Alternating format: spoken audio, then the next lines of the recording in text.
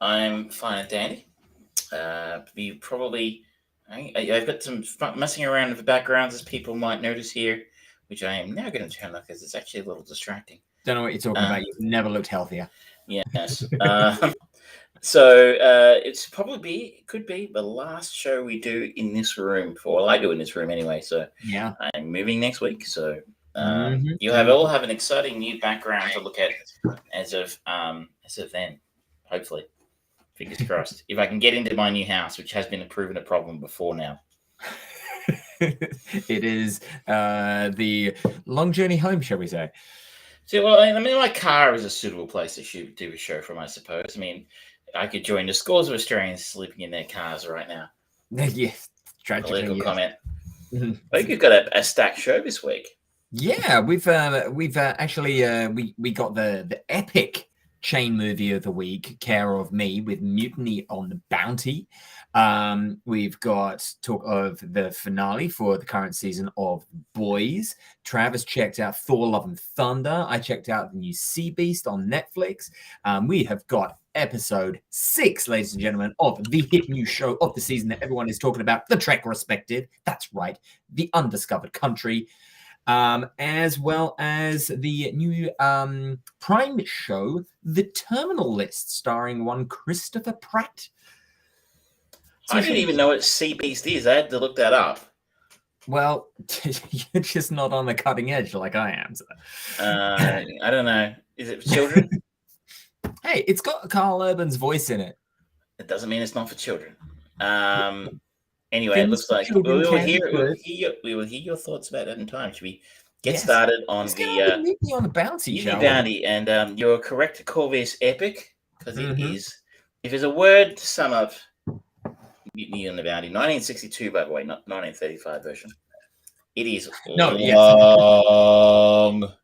Yeah, it's so very 3 hours, ladies and gentlemen, with the overture at the start and an interlude. So this is classic golden age Hollywood movie, Oscar bait movie, shall we say. It's interesting, isn't it? Because it was nominated for 7 Oscars. I don't believe it won any of them. It was nominated for Best Picture, Best Cinematography, Art Direction, Editing, Special Effects, Original Song, and Score. Got 3 wins for something. No, it won no Oscars. No Oscars, but it won the International Film Music Critics Award. Well, what a prestigious award that is. People say that was from 2005 as well. People work their whole lives to get that one. How does a film from 1962 win? Oh, it's the best new release, re-release, or re-recording of an existing score. There Jesus Christ, that's obscure. Okay, yep. It also won laurels for top song for the song Love Song, and best sound editing for the Motion Picture Sound Editors Awards. It's a stretch. Yeah, so let's say that didn't do too well in the public's eye of awards, shall we say. So for those who don't know the story, I mean, Jesus, it's one of the most famous true stories of all time. I would have thought most people would know it, but hey, in 1787, British ship Bounty leaves Portsmouth to bring a cargo of breadfruit from Tahiti, but the savage onboard conditions imposed by Captain Bligh trigger a mutiny led by Officer Fletcher Christian. Our cast is led by the inimitable Marlon Brando, who plays Fletcher Christian. We have Trevor Howard playing Captain William Bligh, and Richard Harris as Seaman John Mills. And the only other name in here I'm actually familiar with is our link to last week is Chips Rafferty, who plays one of the sailors, Michael Byrne. The other notable cast member, I guess, is Tarita, who plays Mamiti, who I think went on to marry Marlon Brando after this film was done. Became his third wife, if I'm not mistaken. But she, I imagine, was actually somebody they picked up. Because this was shot on location in Tahiti. So, and this is her only film credit. Yeah. So, yeah, she was married to Marlon Brando from 1962 to 1972. They have 2 children together. Or had 2 children together. She's still alive. So, yeah. Wow. And this film is a notorious flop, which was apparently rumored to have cost the studio around $10 million or something like that, which is probably a fair bit of money back in the 60s. Yeah, well, considering they literally built the Bounty. They built the ship and sailed it around to the locations.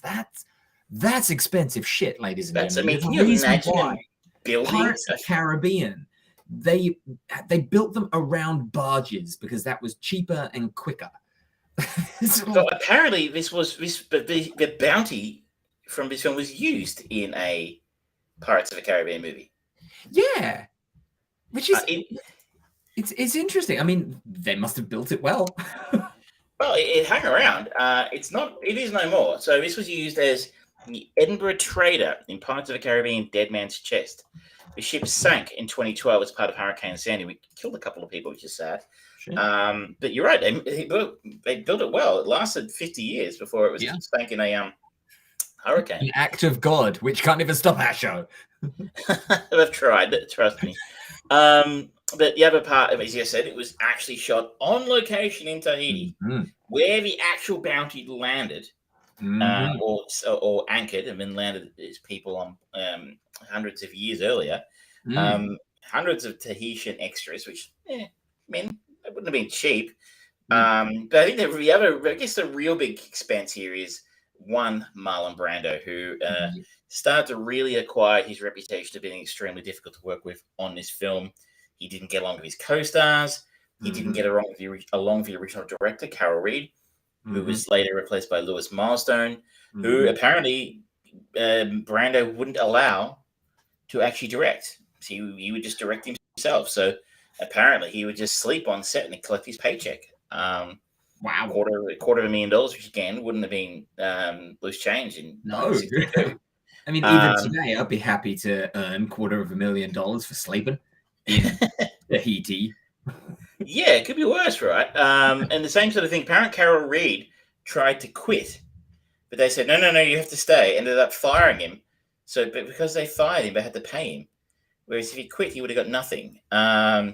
So from the business perspective, the people running the show on this just basically let Brando get along with whatever he wanted to. He turned up late. He wouldn't. Apparently, at one point, he put cotton in his ears, so he couldn't hear his co-stars. He would move their marks just to fuck with them. What a shit. He was an absolute shithead on this film. And you can go through the trivia is according to Peter Mounso's Brando biography, Brando had so much clout by this point in time, but he got MGM to greenlight virtually every outrageous idea he had. At one point, he pulled people off the film crew to decorate and design a friend's wedding in Tahiti. Another time, he had airplanes filled with cases of champagne, turkeys, and hams flown to Tahiti for parties. He would improvise his lines with Trevor Howard, making it possible for his co-star to pick up his cues. There are endless examples of this, in the trivia section here on IMDb, of just Brando being a complete prick to work with. Wow. Which kind of, he has a reputation for it now, but I think this is maybe where it started to come from. Yeah. That said, the film looks tremendous. Oh, it's stunning. Even today, I watched a copy I got from Microsoft video store. So, I mean, I don't know if there are different versions kicking around. I don't even mind had the interlude, so I don't know. But it pops with color. The colors are spectacular, even 60 years later. It's incredible to look at. Those location shoots in Tahiti, they paid off in terms of visuals because it looks gorgeous. It makes me almost want to visit Tahiti. And I'm really not the kind of guy who would enjoy Tahiti. Like, it drives me to sit on the beach or by the pool with a drink kind of holiday. Yeah. And that's not really my jam, but it made me want to go. I can see what it made me actually feel like. I can actually appreciate how some of those British sailors must have felt in the late 18th centuries, that you've been on the sea for, I don't know, a year to get there. Yeah. From cold. You've been there a little bit, I believe, a couple of times. Cold, depressing England. Once or twice. They see the sun twice a year. It's a special event. Everyone smiles for 2 whole minutes. So I recall reading a story this week. They might have a day of 43 this week in some parts of the UK. And I'm like, wow. Yes, pretty hot. that's when people. It is part of the tradition of English summer, where everyone turns on their ovens and opens the door, lets the wind come through the house. It just gets that temperature up a little bit, so that people can do this thing that is very rare in the UK: sweat. Well, 43 is pretty bad here, and we're a country. There is a big difference of temperature. What one temperature is to another. Like 6 degrees here, like we had today. Every person that I spoke to today was like, "Oh, it's fucking cold. Oh, I don't like it." Back in the UK, it's like, "Oh, it's a bit nippy." I guess for us at the top end, like 43 to 37, you can kind of deal with it, and you got houses that are kind of built for it somewhat. Yeah, you're more likely to find a house with aircon here, I think, than the UK. So anyway, that's another story. But I think the actual true story. I mean, I should note also. So this is a real thing that happened, by the way, in case you didn't know. Yes. Mutiny at Downey, true story. Fletcher Christian, all these things actually happened. If you're not familiar with the story, maybe read it on Wikipedia or something. Do not base your knowledge of the actual events on this film because they are wildly inaccurate. Yes. Braveheart level inaccurate. But the story is a lot of these sailors landed in Tahiti. The women on Tahiti were more accommodating than perhaps British women. And, it was a gorgeous country, as you can see from the film. They didn't really want to go back to England. So, being dragged back along the way to England by Captain William Bligh was not a popular choice for a lot of the sailors. And seeing the actual locations and how gorgeous they are actually worked for me in the sense to actually kind of think, well, I guess I can kind of see why. Yeah, that's one of the things that this movie really does well, and it uses that 3-hour runtime quite well to get you into that feeling of being a part of this crew and feeling the length of the journey.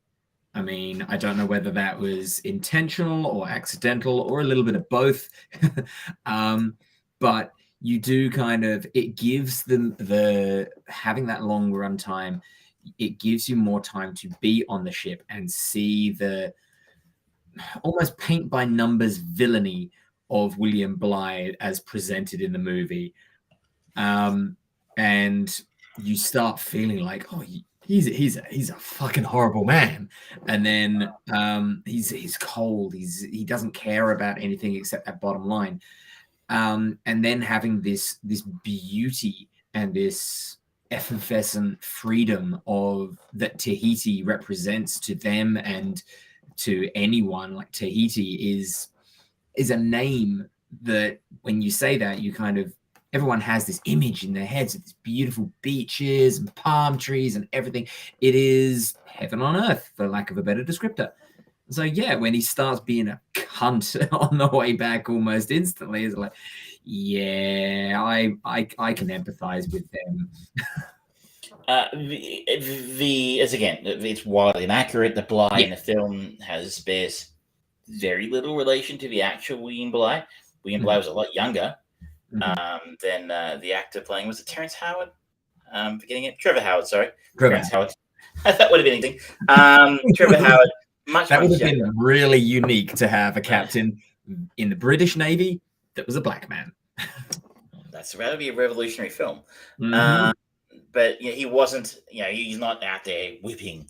He wasn't the kind of captain who went out, lashing crew members and such. Apparently, he was actually less likely to actually use corporal punishment, I guess, on sailors than was standard in the British Navy. Though, I think it's generally agreed that he had a bit of a sharp tongue. What's interesting about the stories, if you look into it a little bit, and I'm by no means an expert, but from what I've read about it, it's actually, the real story is actually a wonderful example on someone moving the goalposts or astroturfing the story after it happened. In Fletcher Christian, his family had fairly powerful connections in the UK, which allowed them to recast or respin the story following the court martial in England to make it sound like Bligh was some sort of villain and that Fletcher Christian was some sort of righteous hero who had, stood up against tyranny professionally. I do have a degree in history, so you exactly. But not in this particular. I should note, I never studied this at university, so not my area of expertise. But, there you go. But I think if you look into it, I think was always my read of this story was that that Bligh was not from money or a gentleman, which is pointed out at the end of the film. Yes, absolutely. That Fletcher Christian was from a privileged gentlemanly background, and that allowed his family at least, to recast the story in a way that made him look a lot better than he probably should have, as being a common criminal who committed mutiny. And I probably start a flame war with somebody out there on the internet now who thinks Fletcher Christian's a shit. But I mean, it probably wouldn't be much versus Christian revolution and fight goes on. His family is still alive, and they still occupy Pitcairn Island in the South Pacific. So his family, I think it's not maybe 50 people live here or something. Okay. So that's his history lesson for today. But I think as I said, please don't take this as verbatim. I guess it wouldn't be much of a story if the heroic captain, survived. Yeah. But just one more point. The actual fascinating part of his story for me is the part this film completely yada yada yadas.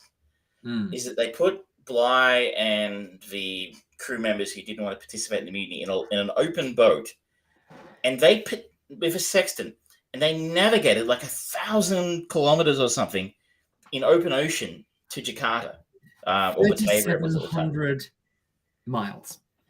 An incredible feat of seamanship. Yes. I'm not a sailor, but it's just, I think it's generally agreed that it's an incredible feat of seamanship. Yeah. And the fact that they basically did that with, I think, most, if not all of them, surviving, is remarkable and probably speaks more to Bligh's abilities as a navigator, his seamanship. Maybe he wasn't a great leader of men, but I think that speaks to how capable he was in his chosen profession, which was, a ship's master. I mean, but that's like, yada yada yada. He went to, but that's fucking incredible. I shall stop on the actual history now.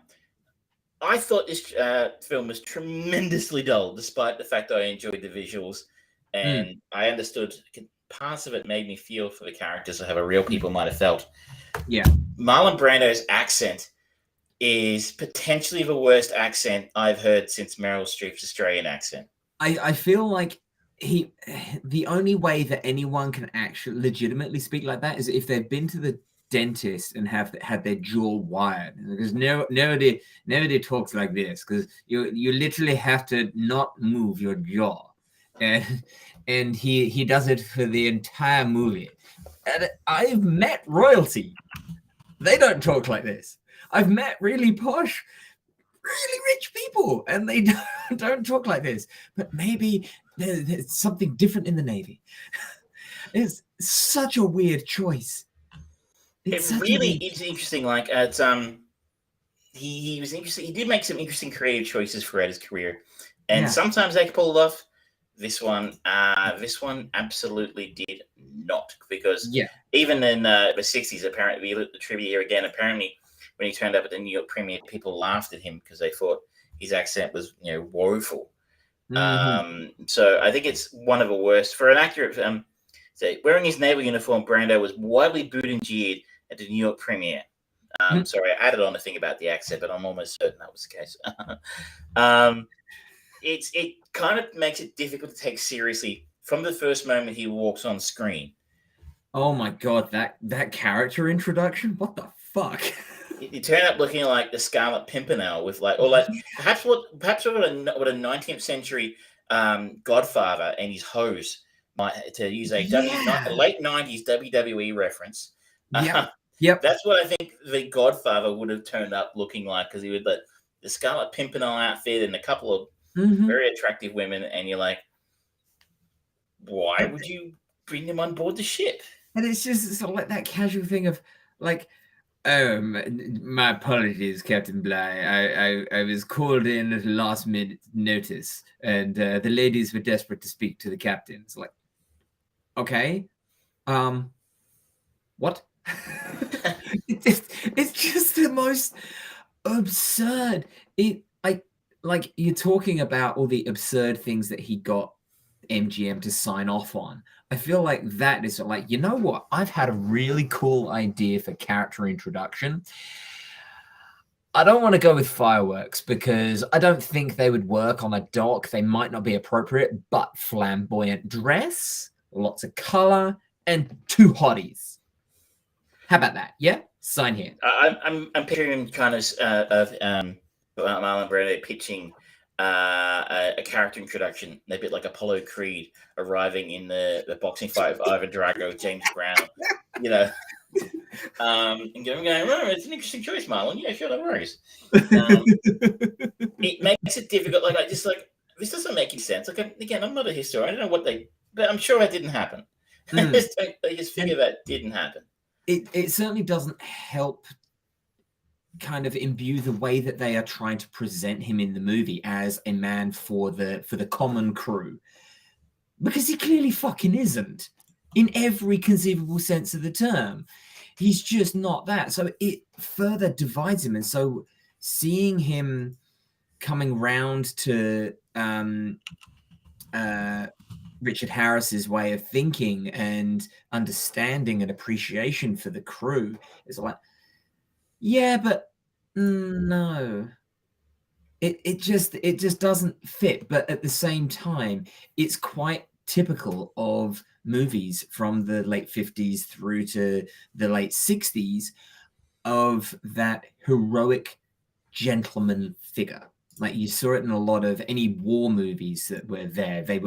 There was always that man from the upper class who was mistaken in who was like misunderstood when he first joins the troops and joins the crew and things like that. But by the end of it, he's a man's man, and he part of the Labour Party. So like, oh yes, all of us together in this sort of thing. There's a great sketch in Monty Python's The Meaning of Life where the British soldiers are in the trenches and they're giving him a cake and then like a clock, and yes. Or the scene where they the English officer class where they're fighting in Africa, and it's like, Johnson's had his leg taken off by a tiger overnight. It kind of perfectly sums up the way British films. Another film that it kind of reminded me of in its treatment of that upper crust fellow being brought low and that redemption story, for lack of a better descriptor, is like The Four Feathers. Heath Ledger did one, huh? Yeah, it's been remade a few times, that one, isn't it? Yeah.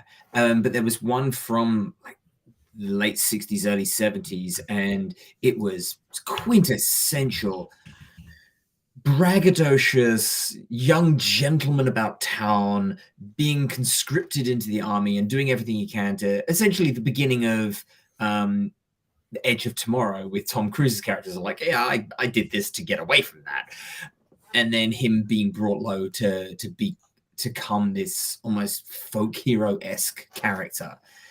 It just rings so false now.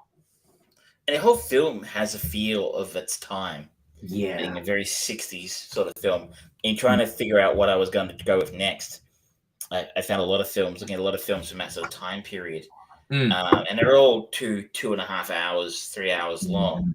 It's interesting, we've come full circle now around sort of where filmmakers feel I need to take 3 hours to tell a very average story. Matt Reeves. I'm thinking more futuring that of Jim Cameron, Avatar 2. Well, yes. I mean, what an interesting story Avatar 2 is. That film came out, 10, 11 years ago, the first one? You're like, yeah. Like, it has had zero impact on popular culture. Like, nobody fondly remembers, almost no one fondly remembers oh my God, I can't wait for an Avatar sequel. And you're like, I guess I'll go see it, I suppose. I mean, and you're making how many of them? Fuck off. I really struggled with Mutiny on the Bounty to get through it. It was like that Tahitian interlude, despite the fact that I said it's gorgeous to look at for the first 5 minutes, it just goes on and on and on. And then you learn about some of the things that happen in the film, and you make you wonder if that's why. So you noted at the start, they actually built the fucking ship and they sailed it there. it was late getting there. Quite late getting to Tahiti. So they decided they had to start shooting stuff in Tahiti that didn't require the ship in shot. And so that's what they worked through first. They shot all the stuff that they could in Tahiti that didn't require a ship, and still they ran out of stuff to shoot, scripted scenes to shoot in Tahiti without the ship in it. So I just wonder if maybe, because I mean, if you can imagine, you've got thousands of people, including Marlon fucking Brando, Mr. Moneybags himself, sitting around doing nothing. That's burning money. What are you going to do? Ship's a week away. You're probably going to find someone else to shoot, right? Yeah. And I wonder if that's what it was. I just, I wonder if they just thought, well, we've got all this time. We need to do something. And they shot extra Can we stuff. make that fishing sequence a little bit longer? All of them lining up. It's like, I haven't read anything about Brando having like last cut or taking over an editing room or anything of that nature. So maybe it did happen. I don't know. But I'm certain he obviously fell in love with Tahiti because he ended up moving there, right? He bought an island and stuff. But there's no insinuation that it was his influence that led to him having a ridiculously long amount of time on Tahiti. Yeah. And then they get to the end, and again, they just sort of yada, yada, yada. What happened after they and a pick can about the Blythe trip back to England? He said, it happens off screen, basically. And then we have a bit of his time at Pitcairn Island and have an incredibly inaccurate death scene for Fletcher Christian, who's trying to heroically save the sexton off the Bounty. And you're like, that's not what happened. And I know I'm making a bit picky about that, but as soon as I saw Braveheart for the first time a couple of years ago, I was like, well, I know this didn't happen this way. So I take it makes it very hard for me to take it seriously. Yeah. It's like I remember when I think it was Michael Bay produced U-571. Yes. And they basically just like, oh yeah, the Americans broke the Enigma code. No, they didn't. Nope. And then there was, I don't know if it's just one of those urban legends or not, but apparently the studio asked him, Michael Bay, if he could shoot an alternate ending to Pearl Harbor. It's like, what? It's a historical event. What the fuck are you doing? I remember reading when that came out that they didn't want to alienate the Japanese market, which was quite big at the time. So they added extra scenes in it, like Japanese fighter pilots waving away women and children as they were coming in to bomb Pearl Harbor. Didn't happen.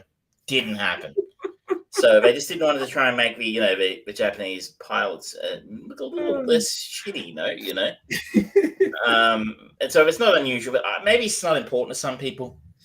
But to me, it really made it very difficult. Sitting there going, I know a little bit about this event, and none of this happened this way. And then you're trying to turn Captain Bligh into a mustache-twirling villain. Whoa, lash you all, skeletal level evil. And it's actually a very interesting story. You didn't need to go to those extremes, but it seems like that influenced the gravitational pull of one incredibly difficult yet insanely powerful star seems to have destroyed this film.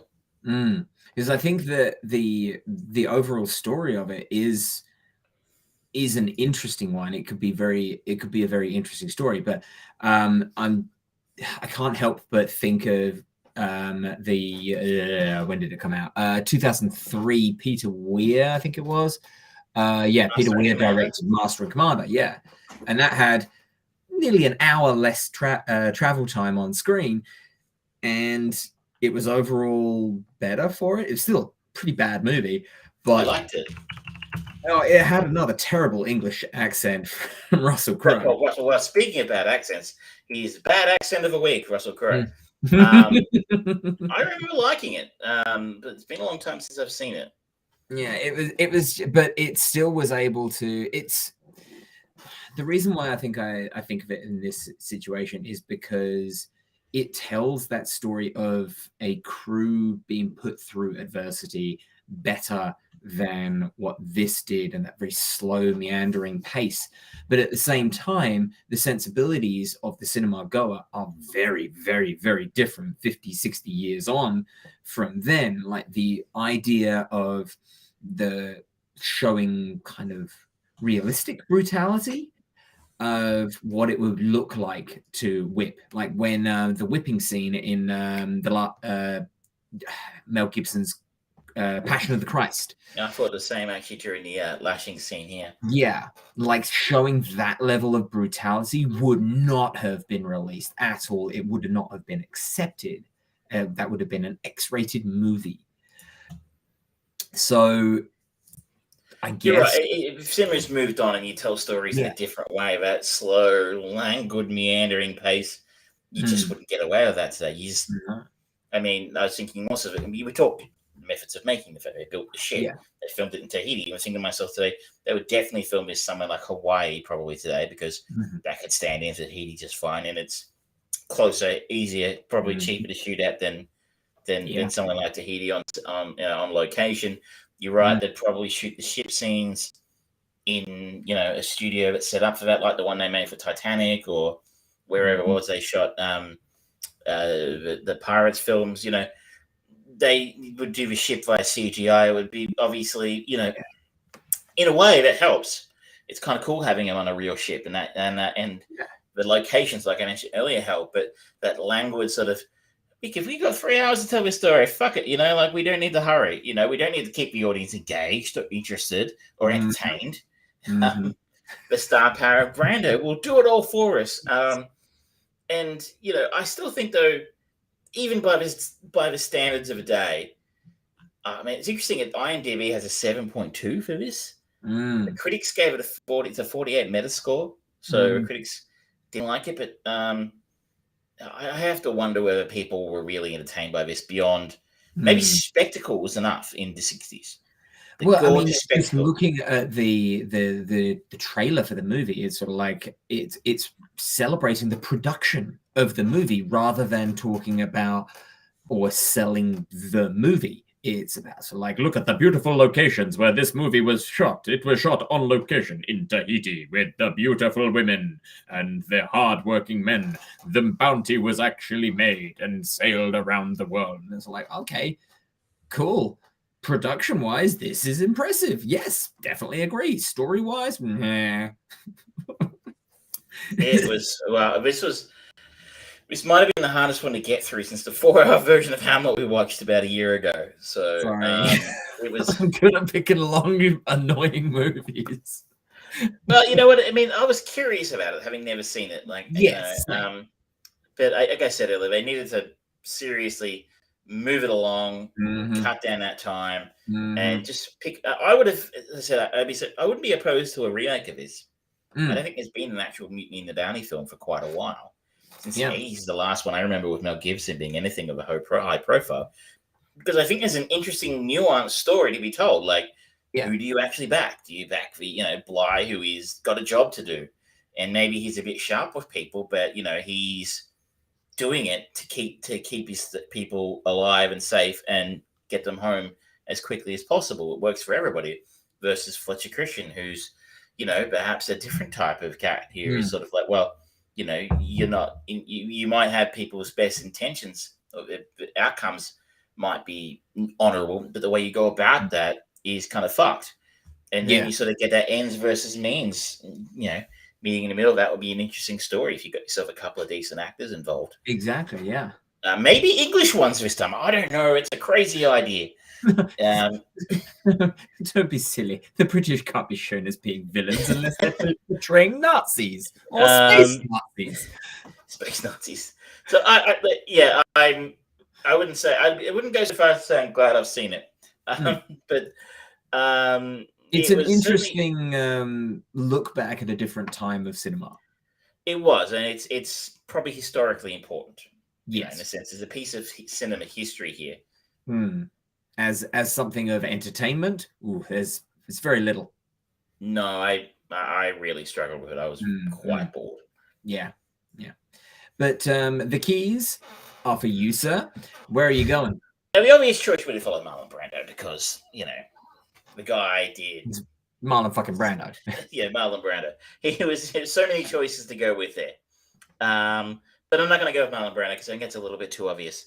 And plus, I've seen most of his good films, and I do try very hard to stick to stuff I've not seen before, just to sort of give myself something new to watch rather than going, let's watch Superman again because I mean, sure, that'd be cool. But we're actually going to stick in the same time period. So I thought what would be interesting here would be interesting to sort of what you said there is, is it just the way they made films in the 60s that is completely, foreign in 60 years later, that they generally, as a rule, are not going to be as entertaining today because of what audience expectations. So I'm going to go with one that I think sounds like maybe something that could be a little bit more entertaining for us, and that is we're going to follow old mate, what's his name again? Richard Harris to 1961, The Guns of Navarone. Oh, damn. God, I haven't watched that in a long time. I don't think I'd actually ever seen it before. So, fortunately for you, there was another choice. The other choice on the table was going to follow the uncredited writer. Apparently, every man and his dog had to go up the script for Mutiny and the Bounty because, seriously, look at the writing credits. We have a screenplay by Charles Lederer.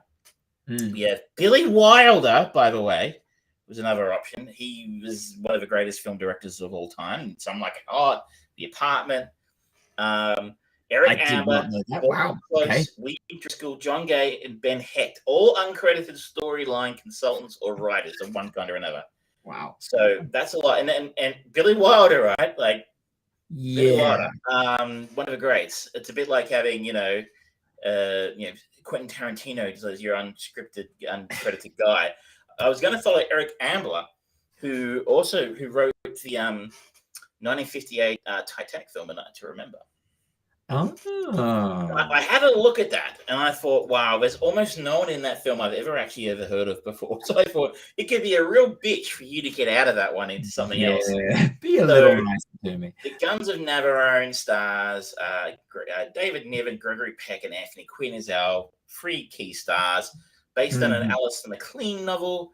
A team of Allied saboteurs are assigned an impossible mission: infiltrate an impregnable Nazi-held Greek island and destroy the two enormous long-range field guns to prevent the rescue of 2,000 trapped British soldiers. You should be able to find a way out of that film with one of those three Hollywood icons, I think. Oh, my goodness. Oh, there's so many choices I can go to. See, I am a considerate selector sometimes. I mean, Wake and Fright was a little bit tricky, but I didn't want to put you right. I mean, you would have found a way out of A Night to Remember, but it would have been a little bit hard. Yeah. In researching this, what I found interesting, though, was Alistair MacLean wrote the novel that this is based on. And I remember, I think my dad had a shit ton of Alistair MacLean novels when I was a kid. He struck me as a guy who sold a lot of books. Yeah. But if you have a look at him on his writing credits, they haven't made anything based on any of his books since 2013 when a TV miniseries. Yeah. No feature films based on his work since 1995. I kind of felt like he was a really famous author. So, yeah. And my first thought was, he wrote best-selling novels, but it seems to have very much gone out of fashion. Maybe he got Me Too'd or something. I don't know. Maybe posthumously Me Too'd. I don't know. Or just his stuff really out of fashion. I really fucking hate that guy. I'm burying him deeper. Anyway, so that's next week. I think that was long as well. So it'll be an interesting yin and yang for us to be able to go, is it just, have they made movies? Or, was it just really average? All right. Excellent. Well, I'm looking forward to going back to Guns of Navarone. I think that just instantly makes me think of Sunday afternoons at my parents' house with my dad drunk on 3 bottles of wine and me sitting there eating chocolate. It's interesting that became a British thing as well, in the sense that I think of Westerns and war movies as being a rainy Saturday, Sunday afternoon staple as well in Australia. So It must have been something they did a lot of places. They just put old movies on, and I guess they were either war movies or westerns. Yep, pretty much. Yep. All right. Do you want to tell us about the Netflix animated film Sea Beast? I had not even heard of it. So Sea Monsters. It's an interesting thing for the Sea Beast to come out on Netflix after the last 4 or 5 months where they've been in the news for basically bleeding subscriptions, canceling all of their animated projects and things. And yet we've had a whole bunch of things come out that are animated, and they've generally been quality. Like we had the newest season of Love, Death and Robots. They came off the success of Arcane, the one based off of League of Legends. Let me tell you, I watched an episode of that, by the way, a long time ago. That was good. It's good. It's good. There's no business being good, but it was good. Yeah, exactly. And so Sea Beast is their newest movie, and certainly their first real big push for an animated movie. I mean, it's one that we had the trailer at EB Games, and none of the other ones, like their bloody Fred Claus or the Willoughbys or whatever they've had done in the past, they didn't make the EB wall. But they have definitely been using this as somewhat of a prestige piece, because in the trailer they've got from the creators of Moana and Big Hero 6. They don't say the director or anything like that. It's the creative team, because they probably couldn't get the director. And when you watch this movie, this is the guy who directed Big Hero 6 and Moana. Chris Williams directed both of those. Direct. Oh, okay. I just must have brought the whole team over. Interesting. All right. So the synopsis for The Sea Beast. When a young girl stows away on the ship of a legendary sea monster hunter, they launch an epic journey into uncharted waters and make history to boot. That's kind of a bare bones way of putting it, but I'll allow it to pass.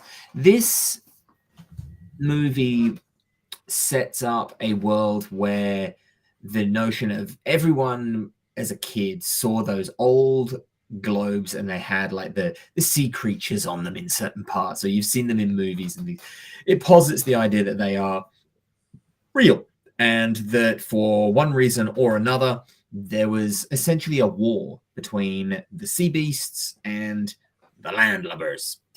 And the sea beasts would come in and just lay waste to any towns and cities that were on the coast. And then it was these sea monster hunters that rose up with their mighty ships and claimed back the sea. One side, we open with very similar opening to the original Pirates of the Caribbean, where we see this shipwreck burning, a young boy floating on some debris, and it's a young Jacob Holland who, when he grows up, which it cuts to very quickly, is voiced by one Carl Urban, and he has been rescued by the Inevitable, which is the name of the premier monster hunting ship, captained by connection to Mutiny on the Bounty, son of Richard Harris, Jared Harris. And my God, he sounds a lot like his dad. And they've got this very much a father-son relationship. He plays Captain Crow. And then this young girl, voiced by Zaris Angel Hater, who I do not recognize the name, but she was in Morbius, Midnight Gang, The Power. Seems to be a fresh face in the cinema world, but getting around a little bit. Morbius, so hence it's fair to say it's Morbin time. So we just got to turn Travis off for a moment.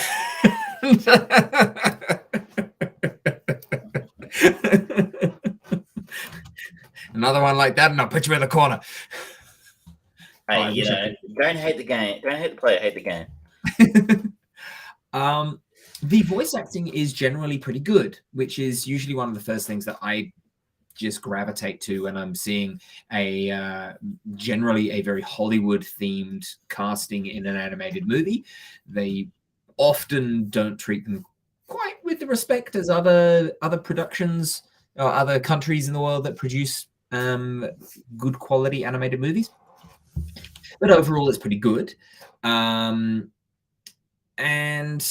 the story kind of gets a little bit boring because it posits a few interesting ideas, like this war between the sea beasts and others. And as soon as you see the trailer, and as soon as they introduce Maisie as this young, bright-eyed girl who wants to join the Sea Monster Hunters Guild and things like that, it's like, okay, I know where this is going to go. It's going to go the How to Train Your Dragon route of they're misunderstood creatures, blah, blah, blah, blah. The misunderstanding is a bit more interesting, but it comes so late in the game, and the revelation and the conclusion of it is like, well, that was kind of shit. They should have left that as a bit of a stinger at the end and just had it as a morality tale rather than going as big as they wanted to go with it. And then maybe they could have just done a second movie or a series of movies or a TV show or whatever they wanted to do in the future to explore that idea more, because it felt very undercooked. But yeah, it feels like it's trying to do a lot of the things. It's got the beautiful islands of Moana. It has got a little bit of the fun of How to Train Your Dragon, but none of the characters or the actors are as charming as any of the characters presented in How to Train Your Dragon. There's not the genuine, heartfelt relationship that you have between Hiccup and Stoic, especially in How to Train Your Dragon 2, which got me crying how that relationship goes. It could have.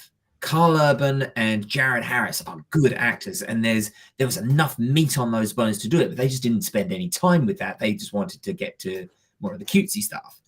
Netflix have created a movie that could very easily, if it had been given more time and given more attention, done the classic Pixar thing of being cursorially a movie for kids. But when you look into it more, there is that emotional adult undertone running through it. They could have done that. They just didn't. And they ended up spinning too many plates and dropping a bunch of them. It's not a terrible movie by any stretch of the imagination, but considering some of the things that it tries to put forwards as plot devices and world-building tools, it just feels very thin and unfinished, which is a shame. So it sounds like it's going to be pretty well suitable for younger kids or younger people. Family movie, maybe? It's definitely a good family movie. It is one that there's no bad language in it. The threat level of dread that you might feel for characters is minimal. There is that little bit of scare that's even the classic Disney stuff was able to deliver. I'm thinking of Hunchback of Notre Dame, and particularly the song Hellfire. That's fucking nightmare fuel for anyone who hasn't watched it. It's terrifying. It's about a fucking religious figure essentially just destroying himself and saying he's going to be cast into hellfire because he has sexual desires towards a woman. It's fucked up. It doesn't go anywhere near as dark as that in this movie. It sounds like it's the Pixar movie you get when you order it from Wish. Yeah, pretty much. Like, it looks a bit like it, but it's not quite right. Yeah, the animation is good, but there's not the character and the personality behind it all. Like the big red sea monster that's on all the posters and everything. It looks too DreamWorks compared to Pixar. And most people will get what I mean by that. DreamWorks generally has this kind of cutesy smoochy kind of look to everything. Even when it's something that's going destroying a giant crab and things like that. It's like, okay, you look like a dough ball. I'm not really scared by a dough ball. And I'm also supposed to like you too, but you're not really that endearing. So it just misses the mark so much. And when you're kind of reviewing it and analyzing it, it's noticeable. But if you want to just have something on that you can turn your brain off to and just enjoy the colors while the kids just get enjoy and have a good time and have a safe, fun, family-friendly, PG, younger audience fare, this is perfect for that. And the fact that it is on Netflix, you've already got it. So it's right there, something fresh. And anyone who, like, I even had someone today come in, so like, oh yeah, my kid is really wants to watch The Boys. Have you got anything to learn? I was like, how old is your son? It's like, oh, he's 9. It's like, yeah, don't let him watch The Boys. Lazy parents. I remember once being in JB Hi-Fi buying something, and the guy in front of me was buying GTA 5 with a very small child. Yep. And it looked like basically it's like you read the lines, read between the lines, like it was a grandpa and his grandson. Yeah. And the girl behind the counter was doing her job, and she goes, "You realize this is an R-rated game? It's got some pretty mature content in it, yada yada." And he's like, he obviously didn't speak particularly great English. He's like, yeah. Bought the game, gave it to his son, grandson, and walked out. You're like, bit of responsibility here, people. Yeah. I don't have kids, but like, fuck. I still, if I did, I wouldn't let them play GTA 5 when they were 10. Yeah, I am every under 18-year-old's worst nightmare, because when they bring in their family member who clearly knows nothing about video games, it's like, okay, let me tell you a couple of the things that are involved that are possible in GTA. You're like, oh, no, I know about the guns and violence as well. Okay, do you know about the prostitution? Sorry, what? I was like, yeah. And I always look at the kids and say, like, sorry, I'm selling you out, kid. This is not suitable for you. There's a reason why it's 18. So, like, oh, that's what that means? Yes. Seriously, like, it's just mind-boggling. Like, those ratings have been used on films for my entire life. How do you not know what they mean? These are games, though. They're for kids, right? I just, like, it mind boggles that people our age, like, you know, and, younger, like, video games are ubiquitous. Yeah. Not my problem. But anyway, going back to the Sea Beast.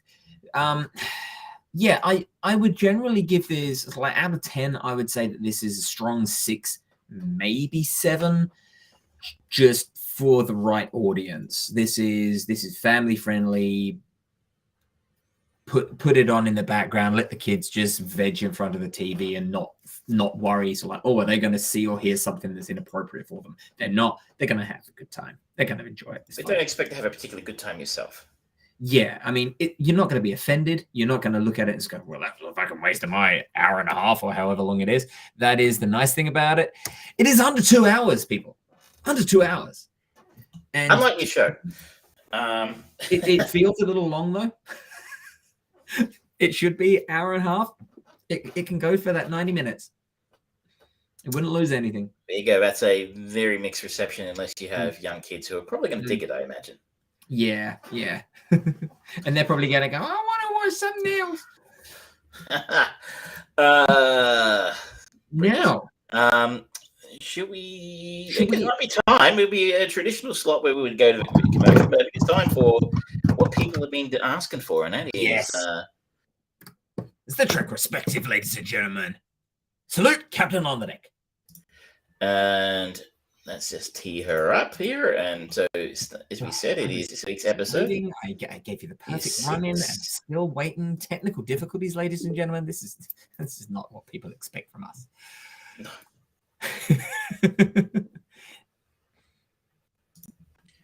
Greetings and salutations, dear listeners, and welcome to episode 6 of the Trek Perspective, a show where Michelle is selected to the greatest franchise in pop culture history, but basically human literature, basically human history, the greatest franchise in human history. We're talking about, forget about the Bible, Lord of the Rings, it's Star Trek all the way. This week it is episode 6, as I noted, so we are talking about Star Trek 6, The Undiscovered Country. In terms of a plot, this one is basically a Cold War a metaphor, which sort of matches its time. It came out in 1991. On the eve of retirement, Kirk and McCoy are charged with assassinating the Klingon High Chancellor and imprisoned. The Enterprise crew must help them escape to thwart a conspiracy aimed at sabotaging the last best hope for peace. In terms of famous people in this movie, you've got the usual cast. The whole original cast is back, yet again, looking a little older, a little bit more tired. Leonard Nimoy in particular, looking some pretty long in the face. A couple of pretty decent sort of well-known faces in here. The great Kim Cattrall in here as the Vulcan Lieutenant Valeris. Brock Peters is back as Admiral Cartwright. Kurtwood Smith from about the 70s show is back as the Federation President, aka Hulk Hogan, according to Michelle. And the great late Christopher Plummer as Chang in one of the great turns in the film. What did you make of this? Well, let's first address a very important point. So six movies, yeah? Mm-hmm. This goes on to make 7 more movies. They go Correct. on to make 7. And yet, we can't get studio executives to agree to a movie of Community to make it 6 seasons and a movie. I just want to put that out there. I think everyone's talking about that, and I just need to put it out there. Well, I think we're closer than ever before. There was talk about it last week, in fact, that from Joel McHale, that it might be happening sooner rather than later. It is a strange one, isn't it? Because you've got the Russo brothers, you've got Alison Brie and a couple of the others that gone to big things. You've got Mark Harmon, who's huge for Rick and Morty, and apparently it can't get done. And no one's been tattooed from that crowd either, so they're good to go. No one's been. You also got Childish Gambino, forget the actor's name, Donald Glover. Sorry, Chevy Chase. I assume would be somehow involved, but this isn't a Community retrospective. This is a Star Trek retrospective, and I suspect that Michelle is covering for the fact that she fell asleep during this film and doesn't remember what happened at the end. Would I be correct? You're not asking aspersions here about my ability to stay awake for what was it, a 7-hour film? No, that was last week. This one's an hour 50, so it's pretty short by today's standards. An hour 50, like in Klingon time or something like that. Well, you haven't really experienced it until you've seen it in the original Klingon. Was there a little bit too much Shakespeare in this film for you? I think it was pushing the envelope a little bit. You know what there wasn't enough of? Kim Cattrall. No, apparently she did her own hair, by the way. She came up with that hairstyle and decided to make sure her ears were super prominent. So always about the style of Kim Cattrall, even before she became super famous for her role in Sex and the City. I think there was scope there for her to keep a video diary and say, I wonder, when you lie with the Klingons, are they as easy as the Earthmen? I think there was scope for that, and unfortunately, we didn't get that with this. It was just a different time. It was a different time, yeah. It's interesting, these little interesting characters. They're more conservative. In the 23rd century, more conservative. Well, there was a rumor, I don't think it's true, but apparently after filming it completed on a certain day or something like that, Kim Cattrall had some fairly steamy nude shots taken of her in the captain's chair on the set of a bridge. Was that not proven false, though? Sorry? Was that not proven false? Was that not? No, look, I mean, it's one of those urban myths. I think it's sort of come out that I don't think it's actually any evidence of that, but, nice to... It was long rumored that when filming that during that one day near the end of production, Kim Cattrall posed fully nude, wearing only her Vulcaneers on the bridge set. Reporter Leonard Nimoy found out about it and was furious. He then forced Kim Cattrall to turn over the film and had it destroyed. This has been repeatedly said to be false by both Nimoy and Cattrall, and not one shred of verifiable evidence has ever been produced, though some fans wondered if it did happen, and Nimoy nearly forced Cattrall to deny this. In a 92 interview with Femme Fatale's magazine a year after the film was released, Kim Cattrall merely replied, "I can't talk about that when asked about the photos." So, myth confirmed. They just want us to believe it didn't happen. I don't know. Kim Cattrall is in the phase of her life where she's not got a lot of fucks to give, to be completely honest. So if that were true, she would be saying that was true. If the story was true, then Leonard Nimoy committed a war crime. That's what he did by making her destroy that, because she was gorgeous. She was 35, and it's like, I mean, 35 is a perfect young age, but but then again, she looks fabulous now, and she's what, 60 or something. And she would be every bit of that, yes, in her mid-60s. So I'm taking it though. I think you were taken early on in the film. You were sort of mentioning you enjoyed the fact there was more of a story this time, and it felt less like. Let's start with the fact that this is 1991 special effects. Yes, so that already no, but it made it slightly more palatable than 1980 special effects, which I'm like, this is surely being filmed on someone's desk with a camera, and everything's in miniature, where you can really tell. Well, that's almost certainly what happened. Yes. Yeah. Whereas in 1991, they start to discover what CGI at that point, and we get CGI blood. Doesn't really look that great, does it? And we noted this film came out the same year as Terminator 2. But special effects, I think they got the bargain basement special effects team this film. Yeah, because remember how they made a whole special about the those effects that they did of him transforming with the metal, and how they didn't have that technology before. So this is the version of, we have the technology, but we don't want to spend that much money. Well, we said a $35 million budget versus $100 million budget for Terminator 2. So, you get what you pay for, but the special effects largely looked a little bit better, I think. I actually think even though they were cheesy, they did look better. And also there were more shots, like, for example, those grand shots of the ice. There's more. It's not, because I find it's really interesting. It's only when you start to see the other version or the opposite effect that you kind of appreciate what was going on. You've got a lot of small TV, small room being filmed. So that's why it feels quite claustrophobic, the previous films.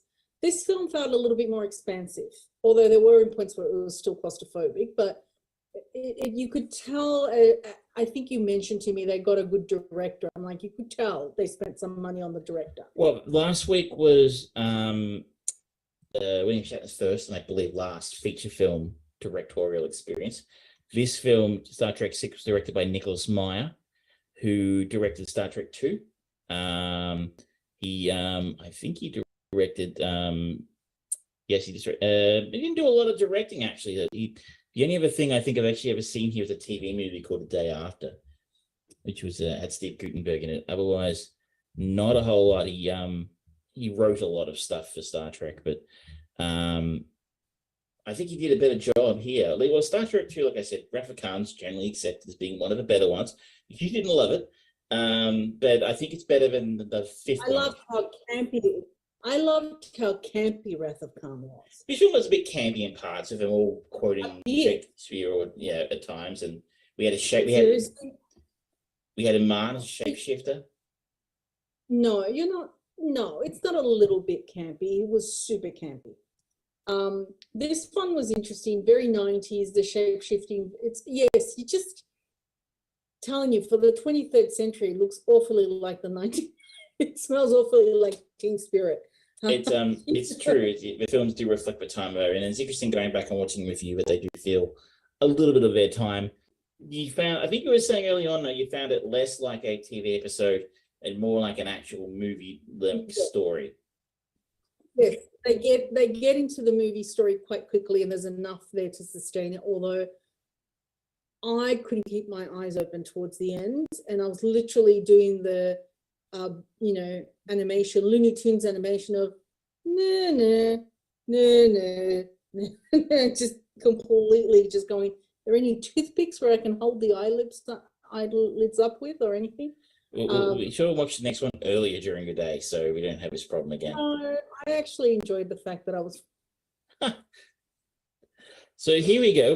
I think Michelle's saying Star Trek aside from being the greatest cultural production in the history of humanity, is a suitable tonic for insomniacs. Yes. Being an insomniac myself, I don't know, but I guess I could give it a go. Yes. There's 7 of these. You say, I ask you every week, how many of them? 7 more to go. You've never been close to finishing But before. it's like, surely this will finish one day. Well, I Tell got to me be about honest. Star Trek. Tell me. Oh, learned Papa Smurf or Papa Homer. Please tell me. Star Trek Generations is the next one. This is the first time you'll meet Patrick Stewart's Captain Picard. Is the last appearance of William Shatner in the series. It's not their best work, but we'll see how we go about it. But it looks a little bit more modern again. Is a lesson in? Do not gamble, kids. This is exactly why gambling is wrong. Gambling is bad. Okay. So how, out of 10 lockdowns, how did we go on Star Trek 6, The Undiscovered Country? I guess like 7 lockdowns.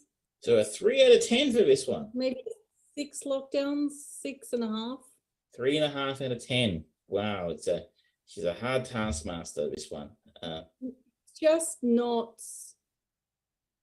other than the campy feeling, I think most enjoys I make as laughing at it. I think that's the most. There was much laughing. There was much hilarity. The bit that I was most engaged with was with Spock and when Kirk lost his son. Like all of a sudden he cares about his son and there's a photo of his son. It's like, it's so choppy. Well, this is the problem. This is the Disney Star Wars phenomenon in the sense that they didn't have an overarching arc. They didn't have a consistent director.